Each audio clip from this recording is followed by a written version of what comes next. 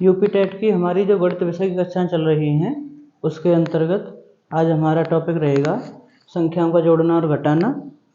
आइए जानते हैं इसके बारे में। नमस्कार साथियों, बहुत बहुत स्वागत है आपका ठकुरेला एजुकेशन में। और अभी तक अगर आपने हमारा चैनल सब्सक्राइब नहीं किया है तो उसे सब्सक्राइब कर लें और बेल आइकन प्रेस कर लें। आइए शुरू करते हैं। ये जो टॉपिक शुरू कर रहे हैं हम, इससे पहले कुछ थोड़े से डाउट क्लियर करना जरूरी है। तो आइए देखते हैं। जो संख्याओं का जोड़ना और घटाना है, इसमें क्वेश्चन थोड़े से थ्योरेटिकल भी आ सकते हैं और घुमा फिरा के भी आ सकते हैं। सभी तरीके के प्रश्न आपको यहाँ पे करवाने का प्रयास मेरा रहेगा। प्रीवियस ईयर क्वेश्चन पेपर्स को जो मैंने स्टडी किया है उसके आधार पर मैंने कुछ क्वेश्चन नोट डाउन किए हैं, उसके हिसाब से ही मैं आपको यहाँ पे करवाने वाला हूँ। तो पहले जो डाउट क्लियर करने हैं वो ये हैं कि जो संख्या का जोड़ना और घटाना है यानी प्लस और माइनस है, उसमें कुछ गलती करते हैं बच्चे अक्सर। आइए देखते हैं वो क्या गलतियां हो सकती हैं। जैसे हमें कोई जोड़ करना है, हमसे कह दिया जाए 4 + 8 + 9 + 10 प्लस माइनस के 2, ये कितना होगा? तो ऐसे सिंपल से कर देंगे। हम क्या करेंगे, 4 और 8 12, 12 और 9 21, 21 और 10 31, और ये माइनस का 2 कितना हो जाएगा? 29 हो जाएगा। लेकिन अगर ये माइनस वाली दो संख्याएं हो तब कैसे करेंगे? जैसे हमसे कह दिया गया 6 + 8 + 9 प्लस माइनस के 3 और माइनस के 6। क्या करते हैं इस कंडीशन में? देखिए, प्लस वाली संख्याओं का समेशन एक जगह होगा, माइनस वाली संख्याओं का एक जगह पर होगा। कैसे? 6 और 8 14, 14 और 9 कितने हो गए? 23, और ये -3 और -6 कितने हो जाएंगे? माइनस के 9। प्लस का माइनस में मल्टीप्लाई करते हैं तो माइनस हो जाता है, कितना हो जाएगा? 14। ये आंसर होगा। ठीक है, ये प्लस और माइनस माइनस हो गया। इसी तरीके से जो चिन्ह का जो बदलना है, इंटरचेंज जो होते हैं, वो किस तरीके से होते हैं नोट कर लेंगे आप।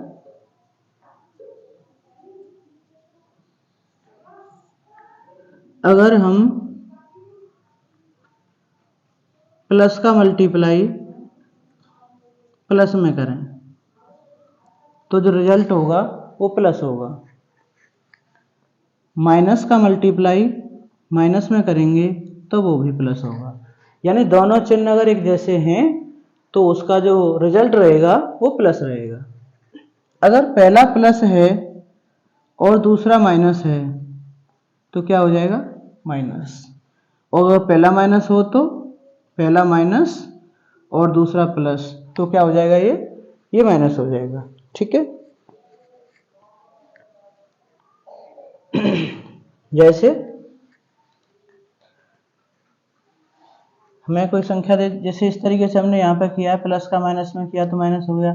अगर यहाँ आगे माइनस होता, जैसे हम लिखते हैं 7 + 8 माइनस के 3 प्लस माइनस के 8 -7, इसे कैसे करेंगे? तो पहले प्लस वाली संख्या को देखते हैं। 7 और 8 कितने हो गए? 15। अब इसे देखेंगे, ये माइनस ये माइनस, तो माइनस का माइनस में मल्टीप्लाई करते हैं तो क्या होता है? प्लस। ये प्लस का माइनस में, मैंने बताया था चिन्ह अलग अलग होंगे तो माइनस होगा, तो प्लस का माइनस में माइनस और ये माइनस। प्लस वाली संख्या एक जगह पर ऐड करेंगे और माइनस वाली संख्याओं को एक जगह पर ऐड करेंगे। 15 और 3 कितने हो गए? 18। 8 और 7 कितने हो गए? 15। माइनस वाली संख्या एक जगह पर ऐड और प्लस वाली संख्या एक जगह पर ऐड। अब यहाँ से घटा देंगे, 18 में से 15 गए तो कितने बचे? 3। एक बात और क्लियर करनी है यहाँ पे, अगर ये 15 - 18 होता तो क्या आंसर आता है इसका? 15 में से 18 नहीं घटाए जा सकते, ये छोटी संख्या है ये बड़ी है, तो घटा उल्टा कर देते हैं। 18 में से 15 गई तो 3 और माइनस लगा देंगे।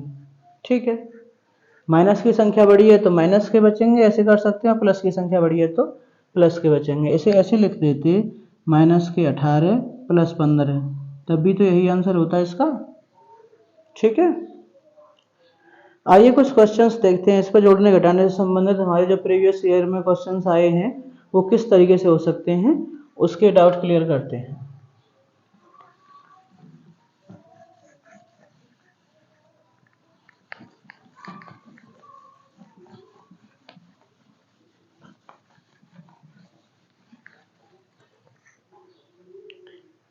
जैसे आपसे क्वेश्चन पूछे जाते हैं कि 2 अंकों की सबसे बड़ी संख्या, 2 अंकों की सबसे छोटी संख्या, 3 अंकों की सबसे बड़ी सबसे छोटी, यानी सबसे बड़ी और सबसे छोटी संख्या जो होती हैं इन पर प्लस माइनस के क्वेश्चन आपके लिए बन जाते हैं। कैसे बनते हैं? जैसे क्वेश्चन दे दिया हमें 4 अंकों की सबसे बड़ी और सबसे छोटी संख्याओं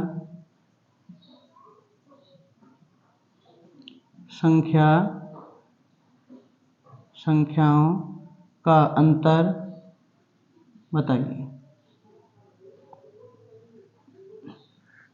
4 अंकों की सबसे बड़ी और सबसे छोटी संख्याओं का अंतर बताना है। तो पहले तो इसके लिए हमें यह पता होना चाहिए कि 4 अंकों की सबसे बड़ी संख्या क्या होती है। जितने भी अंकों की सबसे बड़ी संख्या लिखनी होती है हम उतने ही 9 के डिजिट लिख देते हैं। तो 4 अंकों की सबसे बड़ी संख्या, 4 अंकों की सबसे बड़ी संख्या क्या हो जाएगी? 4 डिजिट लिख देंगे 9 पे। और 4 अंकों की सबसे छोटी संख्या, तो पहले हम 1 लिखते हैं और उसके डिजिट पूरे कर देते हैं। 3 डिजिट और लगा के 4 डिजिट की हो जाएगी ना, तो 1000। ये हो गई 4 अंकों की सबसे छोटी संख्या। हमसे क्वेश्चन में कह रहे हैं कि इसका अंतर बताइए। तो अंतर मतलब घटाना, घटा देंगे इसे। 9999, इसमें से 1000 घटा देंगे तो क्या बचेगा? 9 और ये 8। ठीक है, 8999 ये हमारा आंसर हो जाएगा। ठीक है, ये जो सबसे बड़ी और सबसे छोटी संख्याएं हैं कितने भी अंकों की हमें पूछी जाए तो उसी तरीके से लिखेंगे। अगर बड़ी संख्या पूछी जा रही है तो उतने डिजिट 9 के लिख देंगे, और छोटी संख्या पूछी जा रही है तो पहले 1 लिखेंगे, फिर उसके डिजिट पूरे करने के लिए इतना चाहिए इतना 0 लगा देंगे। जैसे हमसे कहा जाए कि 6 अंकों की सबसे छोटी संख्या लिखो, 6 अंकों की सबसे छोटी, तो क्या लिखेंगे? 1 लिखेंगे और 6 अंक करने हैं तो 5 0 लगा देंगे। ठीक है, इस टाइप का क्वेश्चन को इस तरीके से हो तो हम सॉल्व कर सकते हैं। ठीक है, कुछ क्वेश्चन ऐसे आ जाते हैं मेजरमेंट से संबंधित, वजन से संबंधित, उनमें से किलोग्राम और ग्राम में से हमसे घटाने के लिए दिया जाता है, जोड़ने के लिए दिया जाता है। कैसे करेंगे? देखिए, क्वेश्चन दे दिया गया 8 किलोग्राम 350 ग्राम, 8 किलोग्राम 350 ग्राम में से 3 किलोग्राम और 178 ग्राम इसको घटाना है। कैसे घटा सकते हैं इसे? तो इसके लिए 2 लाइन बनाते हैं, एक तो किलोग्राम और एक ग्राम। किलोग्राम पहले कितने हैं? 8, और ग्राम कितने हैं? 350। किलोग्राम के नीचे किलोग्राम लिखेंगे, ग्राम के नीचे ग्राम लिखेंगे। फिर किलोग्राम कितने हैं? 3, और ग्राम कितने हैं? 178। अब हमें ऐसे घटाना है, तो सिंपल वे में ऐसे करेंगे। 0 में से 8 नहीं घट रहे तो एक कैरी लेंगे, 10, 10 में से 8 गए तो 2, यहाँ रह गए 4, हासिल लिया 14 गए, 14 में से 7 गए तो 7 बचे, यहाँ रह गए 2, 2 में से गया तो 1, ये क्या आ गए? ग्राम। और 8 में से 3 गए तो 5, ये क्या आ गए? किलोग्राम। तो यहाँ से बचा सिंपली 5 किलोग्राम और 172 ग्राम। ठीक है, अब इसमें तो ग्राम में से ग्राम घट गया। अगर ये न घटे, ऐसा क्वेश्चन बन जाए तब कैसे करेंगे उसे?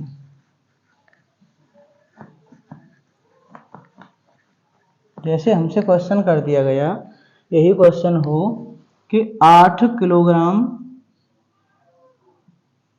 और 350 ग्राम, इसमें से हमें घटाना है 7 किलोग्राम और 480 ग्राम, ये घटाना है। कैसे घटाएंगे इसे? देखिए, जीरो में से जीरो तो जीरो हुए, तो 15 में से 8 गए, 7 बचे, यहाँ रह गए 2। अब यहाँ से कैरी लेंगे, कितने हो गए ये? 12। 12 में से 4 गए तो कितने बचे? 8। और यह क्या, यहाँ क्या बचा? 0। तो 0 किलोग्राम 870 ग्राम। सीधा सीधा कहा जाए तो क्या बचा? आंसर आया 870 ग्राम, किलोग्राम नहीं आया। ठीक है, इस तरीके से करेंगे। अगला क्वेश्चन जो बनता है इस टाइप का,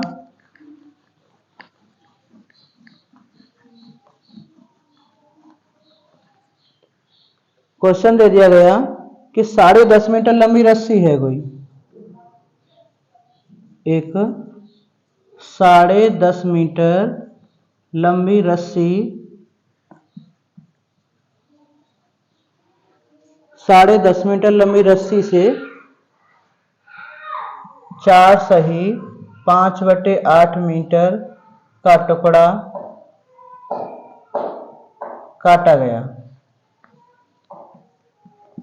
शेष रस्सी बताइए। शेष रस्सी बताइए। तो क्या करना है? सिंपली घटाना है, इसमें से जब काट लिया गया तो वो घटाना ही है। तो कैसे घटाएंगे? 10.5 मीटर है ये, 10 सही 1/2, इसमें से घटाना कितना है? 4 सही 5/8। कितना हो जाएगा ये? सिंपल करेंगे, ये मिक्स फ्रैक्शन है, इसे सिंपल फ्रैक्शन में चेंज करेंगे। 2 धाम 20, 20 और 1 21, तो 21/2 माइनस ये कितना हो जाएगा? 8 चौक 32, 32 और 5 37/8। क्या करेंगे आगे? एलसीएम लेंगे इसका, 8, ये हो जाएगा 21, 2 चौके 8, 8 एकम 8, 21 चौके 84, 37 एकम 37/8। कितने बचेंगे? 14 में से 7 गए तो 7 बचे, और 7 में से 3 गए तो 4 बचे, 47/8। अब ये अनुचित भिन्न है, क्या करेंगे? इसे मिश्र भिन्न में बदलेंगे। कितना हो जाएगा इसका? 8 पंजे 40, 5 बार गया, 5 सही 7/8। यानी कितनी रस्सी बची? तो शेष रस्सी हो जाएगी 5 सही 7/8 मीटर। ठीक है, ये क्वेश्चन हो सकता है कुछ बहुत सारे साथियों पे आप पे आते हों, लेकिन हमारा जो उद्देश्य है वो है कि गणित को बिल्कुल शून्य स्तर से शुरू किया जाए, यहाँ पर के किसी भी का कोई भी डाउट न रहे। ठीक है, इसी क्रम को आगे बढ़ाते हुए, अगर आपको एलसीएम नहीं पता है, एलसीएम कैसे किया, क्या किया, तो इसके लिए हमने अलग से एक वीडियो बना रखा है। आप हमारे चैनल पर जाकर के वो वीडियो देख सकते हैं और सीख सकते हैं कि एलसीएम कैसे निकाला जाए। अगला क्वेश्चन हमें दे दिया जाए,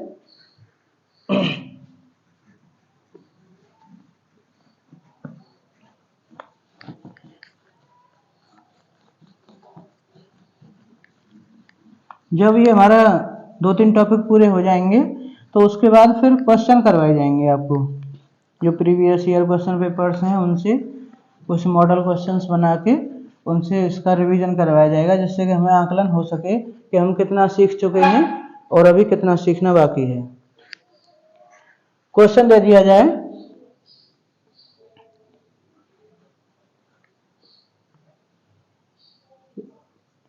एक कुआं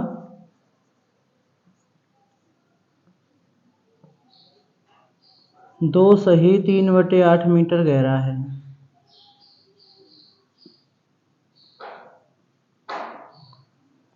इसमें 1 सही 7/10 मीटर ऊंचाई तक पानी भरा है। शेष ऊंचाई बताइए। शेष ऊंचाई बताइए। ऐसे ही हुआ क्वेश्चन बिल्कुल जो हमने अभी किया है रस्सी वाला। कैसे करेंगे? 2 सही 3/8 घटाना क्या है 1 सही 7/10। क्या कर सकते हैं? सबसे पहले सिंपल फ्रैक्शन में चेंज करेंगे। न करें तो हमने जो दूसरा तरीका आपको बताया है भिन्नों को डायरेक्ट करने का, मिश्र भिन्नों का जोड़ना घटाना, उस तरीके से आप कर सकते हैं। 8 दूनी 16, 16 और 3 19, 19/8। इसे 10 एकम 10 और 7 17। कितना हो जाए? दोनों का एलसीएम लिया 40, 8 पंजे 40, 17 लिखा, 10 चौके 40। ये कितना हो गया? 19 पंजे 95, 17 चौके 68/40। 15 में से 8 गए तो 7 बचे, और 8 में से 6 गए तो 2 बचे बटे 40। तो 27/40 मीटर टुकड़ा, सॉरी 27/40 मीटर जो ऊंचाई होगी वो शेष रहेगी कुएं की। ठीक है।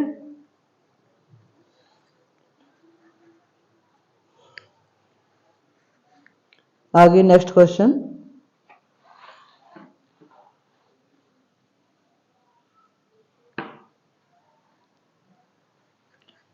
अच्छा क्वेश्चन है।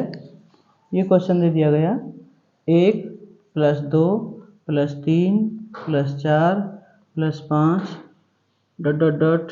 10 तक है पूरा ये, और माइनस के 50। इसका मान बताइए।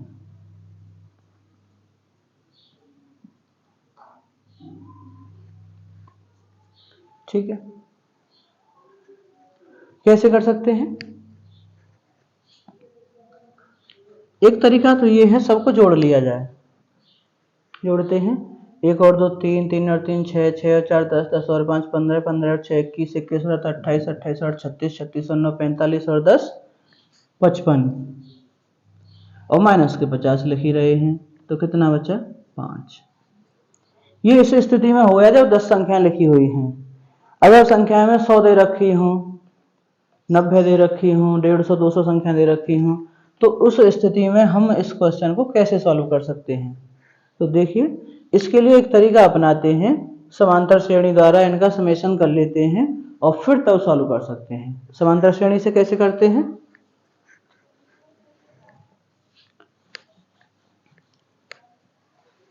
ये जो संख्या हमारी लिखी हुई है इसे एक ब्रैकेट में बंद कर लेते हैं यहाँ तक, क्योंकि यहाँ तक कंटिन्यूअस नंबर्स हैं, ये समांतर श्रेणी बन रही है।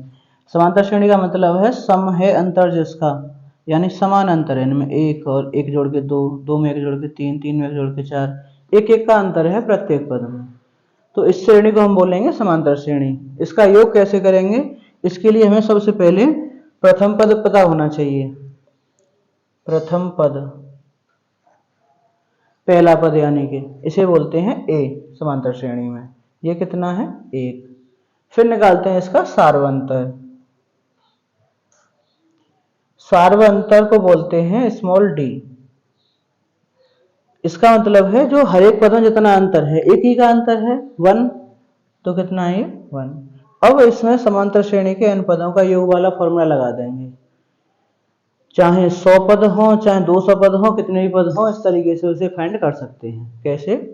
इसका फॉर्मूला होता है Sn बराबर n/2 2a plus n-1 into D. n कितना है यहाँ पर? यानी पदों की संख्या कितनी है? 10। 2a, a कितना है यहाँ पर? 1 प्लस n कितना है? 10 माइनस 1, और d की वैल्यू कितनी है? 1। ये तो 5 बार डिवाइड हो गया, इससे 5 बचा, और यहाँ से ये 2 एकम 2 प्लस 10 में से गए तो 9, और 9 एकम 9। कितना बचा ये 5 गुणा 11 कितना हो जाएगा ये 55। 55 ही पहले आ रहा था हमारा, तो इसका सम आ गया 55 और ये 50 कितना बचा ये 5। ये तब के लिए जब ज्यादा संख्याएं हों, ठीक है। इसका एक और तरीका होता है, 1 से n तक की संख्याओं का योग का फॉर्मूला होता है। एक से शुरू करके और कंटिन्यूअस किसी पद तक समय संख्या दे रखी हो तो उनको एक ही स्टेप में कर सकते हैं। कैसे?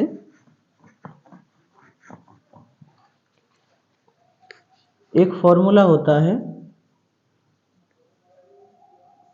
1 से n तक की संख्याओं का योग।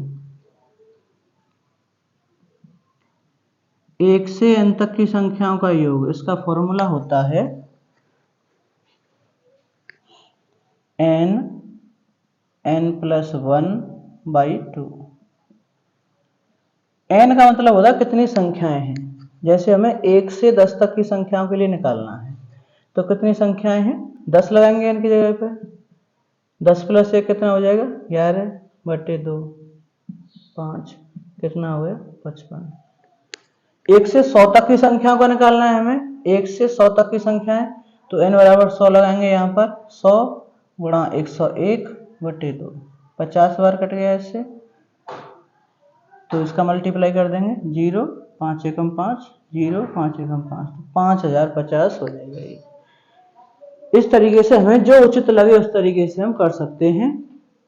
अकॉर्डिंग टू एग्जाम हमें जिस टाइप का क्वेश्चन दे रखा हो उसी को लगा करके हम उसका आंसर निकाल सकते हैं, ठीक है।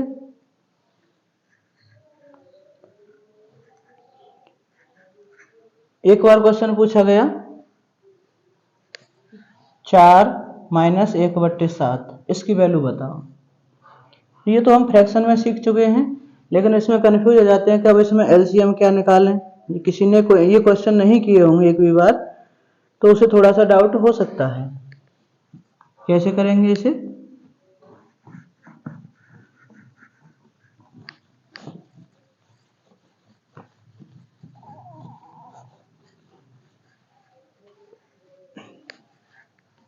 हम इसे ऐसे लिख सकते हैं 4/1 माइनस 1/7।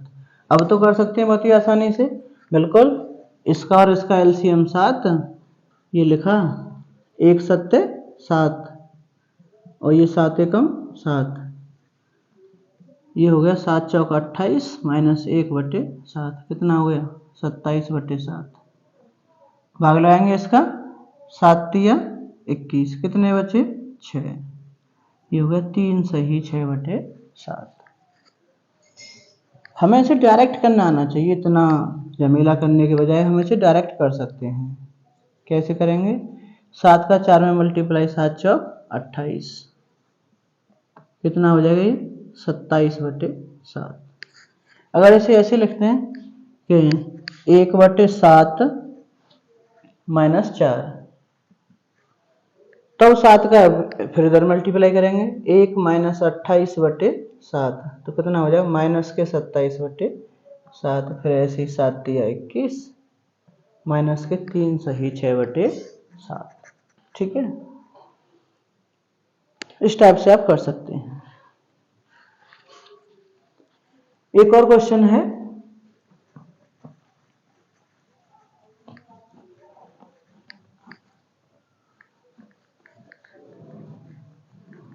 ये जो क्वेश्चन आपको करवाए जा रहे हैं ये कोई मनगढ़ंत क्वेश्चन नहीं है, ये प्रीवियस ईयर क्वेश्चन पेपर्स को स्टडी करके तब ये क्वेश्चन निकाले गए हैं और तब आपके लिए यहाँ पे लाई गई हैं।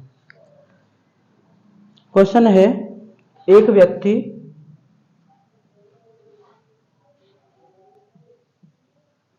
अपनी यात्रा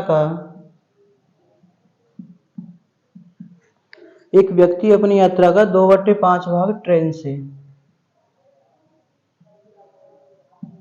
2/5 भाग ट्रेन से, 1/3 बस से,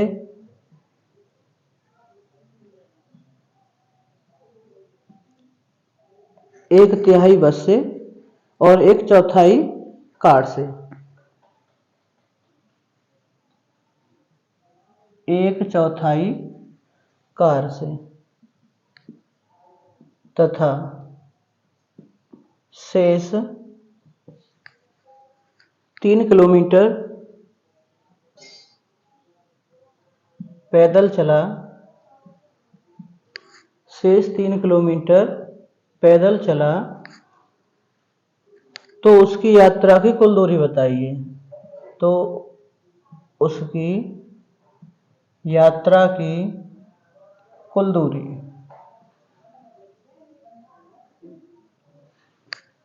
ठीक है। देखने में बहुत लंबा लग रहा है, बहुत छोटा सा क्वेश्चन है। कैसे करेंगे देखिए। सबसे पहले मानते हैं कुल दूरी उसकी, हमसे जो पूछा गया है, पूछ रहा है कुल दूरी बताइए, तो कुल दूरी मान लेते हैं। माना कुल दूरी बराबर x। हमने मान लिया कि उसकी टोटल जो लेंथ थी जो उसने तय करी वो थी x किलोमीटर। अब पहले कह रहा है कि 2/5 भाग ट्रेन से गया, तो ट्रेन से गई दूरी बराबर ट्रेन से तय दूरी कितनी हो जाएगी, x का 2/5। इसे लिख सकते हैं x गुणा 2/5, यानी ये हो जाएगा 2x/5। ठीक है। अभी मैं आपको थोड़ा सा डिटेल में करके बता रहा हूँ, फिर जल्दी भी करना बताऊँ जल्दी कैसे कर सकते हैं, क्योंकि हम किसी क्वेश्चन को जल्दी तभी कर सकते हैं जब हमें उसके बेसिक्स पता हो। ठीक है। बस से कितना चला, बस से तय दूरी, बस से कितनी दूरी तय करी उसने, 1/3। 1/3 मतलब 1/3, x का 1/3, यानी x गुणा 1/3, यानी इसे लिख सकते हैं x/3। फिर 1/4 चला वो कार से, तो कार से तय दूरी, कार से दूरी तय करी उसने 1/4, तो का की जगह पे गुणा लगा सकते हैं, कितना हो जाएगा ये x/4। और शेष कितना बचा, शेष बचा 3 किलोमीटर। ठीक है। अब हमें यह पता होना चाहिए कि इन सब का जोड़ कितना है, x होना चाहिए हमारा, क्योंकि कुल दूरी x थी। इतनी करी उसने ट्रेन से, इतनी बस से, इतनी कार से, और इतनी शेष बची। तो टोटल कितना है, ये टोटल जो हमने माना था पूरा, यहां से कार, ट्रेन से, बस से, कार से, और जो बचा वो सब कितना था, टोटल x। ठीक है। इसे पैदल लिख सकते हैं, पैदल गया था शेष दूरी वो। ठीक है। तो यहां से हम लिख सकते हैं कि उसने ट्रेन से चली थी 2x/5, बस से चली थी x/3, और इससे x/4 बची 3 पैदल जो चली थी, और बराबर किसके है, x के बराबर। इसे सॉल्व कर देंगे, x की वैल्यू आ जाएगी, वही हमारा आंसर होगा। कैसे सॉल्व करेंगे इसे, इन चारों संख्याओं का एलसीएम लेते हैं पहले। 5, 3, 4 और यहाँ पे 1 मान सकते हैं, माने तो नहीं, अभी हमने जो क्वेश्चन किया था डायरेक्ट ऐसे ही कर सकते हैं। तो इसका जो एलसीएम आएगा 5 या 15 चौके 60 आएगा एलसीएम इसका। ये 2x लिखा, 5 का भाग लगाया 60 में, 12 बार गया। x लिखा, 3 का भाग 20 बार गया। फिर ये x लिखा, 4 का भाग कितने बार गया, 15 बार। और फिर ये 3 लिखा और 20 बार गया, और बराबर क्या है, x।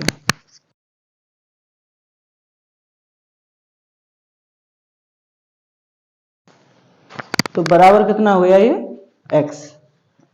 अब इन सबको जोड़ लेते हैं। ये हो गया 12 दूनी 24x, ये 20 का x में किया 20x, ये 15 का x में किया 15x, और ये 20 दिया 60, और नीचे क्या है, बटे 60, और बराबर में क्या है, x। ठीक है। अब कोई संख्या हर में लिखी हुई है, दूसरी साइड में ले जाएंगे उसे, तो उसका अंश में मल्टीप्लाई हो जाता है, यानी 60 का x में मल्टीप्लाई हो जाएगा। और इधर क्या बचेगा 24 और 20 44, 44 और 15 59x प्लस 60 बराबर 60x। अब x को एक साइड में कर लेते हैं तो ये बचेगा 60x, इधर करते हैं 60x माइनस 59x बराबर 60। ये 59 को इधर ट्रांसफर किया तो 60x माइनस 59x हो गया, बराबर क्या बचा 60। 60 में से 59 गए तो कितने बचे 1x बराबर 60। ये x वाला घटा हुआ आना चाहिए, ये 60x है ये 59x है तो 1x बचेगा। ऐसे 1x न लिख के हम खाली x लिख देते हैं, ठीक है। तो x बराबर 60 यानी टोटल दूरी जो तय करी वो कितनी आ गई 60। हम अपने आंसर को चेक कर सकते हैं कैसे कि उसने अपनी यात्रा का 2/5 भाग ट्रेन से किया था तो 60 का 2/5 कितना हो गया 2/5 गुणा 60 12 12 यानी 12 दूनी 24। ये तो चला ट्रेन से। 1/3 चला बस से तो 1/3 कितना हो जाएगा इसका 20। 1/4 कार से, इसका 1/4 कितना हो जाएगा 15। ठीक है, कुछ गड़बड़ हो रही है क्या? और एक मिनट,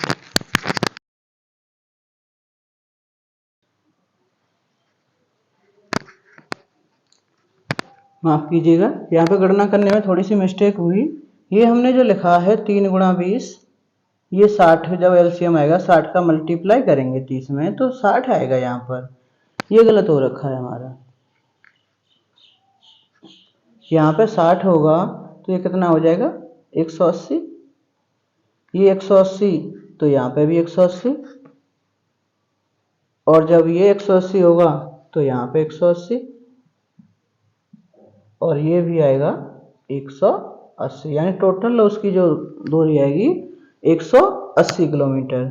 अब हम इसे जब चेक करेंगे तो 2/5 किसका निकालेंगे 180 का, 5 तिया 15 5 6 30 कितना हो गया ये 72 किलोमीटर।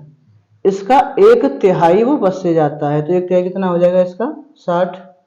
1/4 180 का 1/4 कितना हो जाएगा 4 चौक 16 4 पंजे 20 यानी 45 और 3 किलोमीटर पैदल। तो टोटल 180 आना चाहिए, 6 और 4 10 और 7 17 और 1 18 कितना हो गया 180, यानी हमारे आंसर बिल्कुल सही है।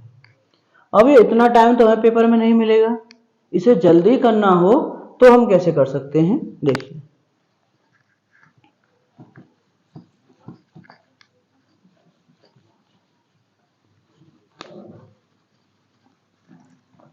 थोड़े ही समय में इसका आंसर निकाला जा सके एग्जाम के हिसाब से, क्योंकि किसी भी पर्टिकुलर क्वेश्चन के लिए इतना टाइम हमें एग्जाम नहीं देता।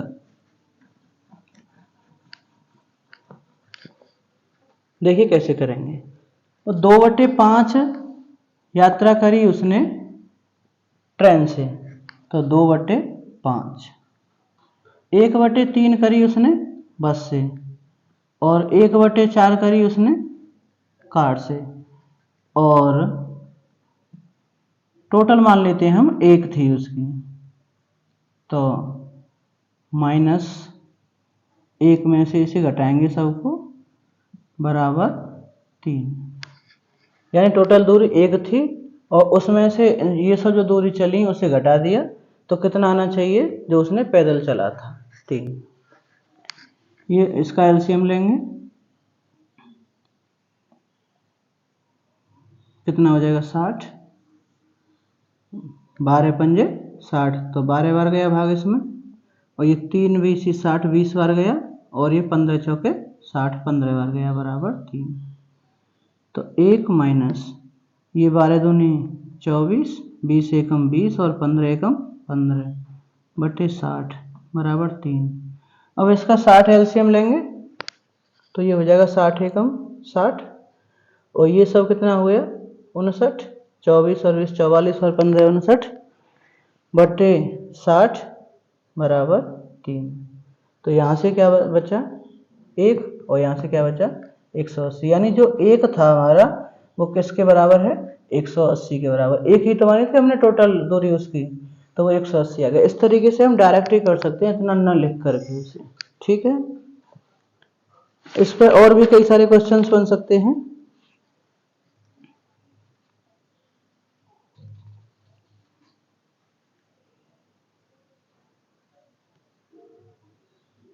जैसे हमें एक क्वेश्चन दे दिया गया,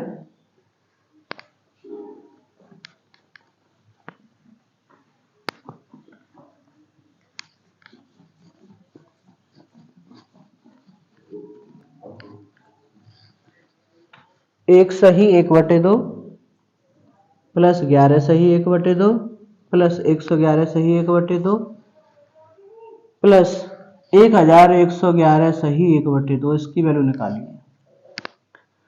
सिंपलीफाई करके इसे सरल वन में बदल के करेंगे तो काफ़ी लंबा हो जाएगा। जो डायरेक्ट तरीका हमने आपको बताया उस तरीके से सॉर्ट आउट कर सकते हैं। कैसे, इसे लिखेंगे 1 + 11 + 111 + 1111 प्लस ये 1/2 + 1/2 + 1/2 + 1/2 चारों एक जगह लिख लेंगे। ये कितना हो जाएगा, इन सबको एक जगह जोड़ लेंगे, 4 3 2 1, यानी कितना हो गया 1234। और इन चारों का वैसे एलसीएम लेके कर सकते हैं, नहीं तो ऐसे कॉमन सेंस यूज करें कि आधा आधा आधा 4 बार कितना हो गया 2, तो कितना हो जाएगा 1236। यही आंसर हो जाएगा हमारा। एक क्वेश्चन बहुत पूछा गया है, सबसे छोटी ऋणोत्तर अभाज्य संख्या, सबसे छोटी ऋणोत्तर अभाज्य संख्या। तो सबसे छोटी अभाज्य संख्या कौन सी होती है, 2। अब ये जो शब्द दिया है इससे कंफ्यूज कर देते हैं बच्चे को। उसे पता है कि सबसे छोटी अभाज्य संख्या 2 होती है, लेकिन ये ऋणोत्तर शब्द से कंफ्यूज हो जाते हैं।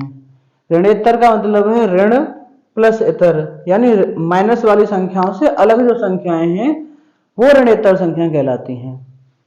जैसे पूर्णांक हम लिख दें -3 -2 -1 0 1 2 3, तो इधर माइनस में कहीं तक भी बढ़ाएं और प्लस में कहीं तक भी बढ़ाएं। अब हमसे कहा ऋणोत्तर पूर्णांक बताओ, तो ऋणोत्तर यानी ऋण से इतर, यानी माइनस वालों को डिलीट कर दो इसमें से। ये जो बचेंगे शेष, ये सब क्या होंगे, ये ऋणोत्तर पूर्णांक हैं। सीधी सीधी भाषा में कहें तो माइनस वाली संख्याओं को हटा दीजिए, जो बचेगा वही है ऋणोत्तर। तो यही आंसर हो जाएगा इसका। बस सिर्फ ये कंफ्यूज करने के लिए शब्द दे दिया गया है। ठीक है, इसमें अगर और भी कुछ क्वेश्चन बनते हैं तो आगे आपको जब प्रश्नोत्तर करवाए जाएंगे इसके बाद, तो उसमें जो डाउट बचेंगे वो क्लियर कर दिए जाएंगे। आज इस टॉपिक में इतना ही। कल अगली वीडियो में जो हमारा टॉपिक रहेगा वो रहेगा हमारा गुणांक और भाग। ये आपके सिलेबस में जो ऑफिशियल सिलेबस है उसमें सारे टॉपिक इसी टाइप से लिखे हुए हैं जिस क्रम से आपको करवाए जा रहे हैं। ठीक है, पूरा सब कुछ सिलेबस के अकॉर्डिंग है। और एक बार फिर, अगर अभी तक आपने हमारा चैनल सब्सक्राइब नहीं किया है तो ऐसी ही लगातार वीडियो देखने के लिए सब्सक्राइब कर लीजिए और बेल आइकन को प्रेस कर लीजिए, जिससे कि हमारे वीडियो का नोटिफिकेशन सबसे पहले आपके पास पहुंचे। ठीक है, थैंक यू।